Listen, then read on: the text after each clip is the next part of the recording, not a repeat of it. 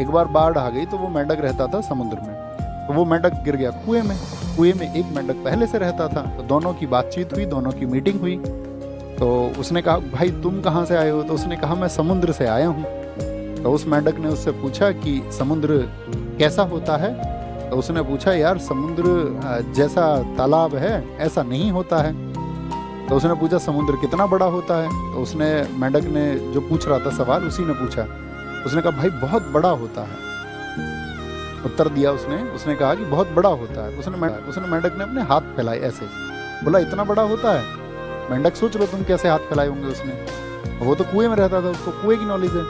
तो उसने बोला कि इतना बड़ा होता है? उसने कहा नहीं नहीं भाई बहुत बड़ा होता है। उसने पूरी जान से हाथ फैलाए, इतना बड़ा होता होगा? तो उसने कहा नहीं भाई तुम्हें नहीं पता है। अब मतलब उसको समझाए तो समझाए कैसे इस बात को?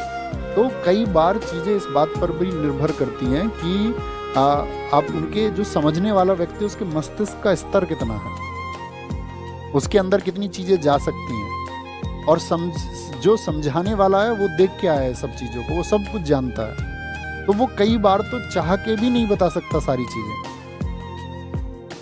तो इसीलिए आप किसी से जब डिस्कशन करो ना, तो आपको ये देखना है कि जिसको आप चीजें समझा रहे हो वो कहीं कुएं का मेंढक तो नहीं है, जिसकी सीमित मानसिकता होती है। तो उसके ज्यादा चक्कर में मत पड़ना तुम, नहीं तो जो अपनी आइडियोलॉजी है उससे भी हाथ धो बैठोगे। मूर्ख से मूर्ख बोलते ना उसको, कि विद्वान मूर्ख से बहस करे तो वो भी मूर्ख ही बन जाता है फिर, और ये सत्य बात है।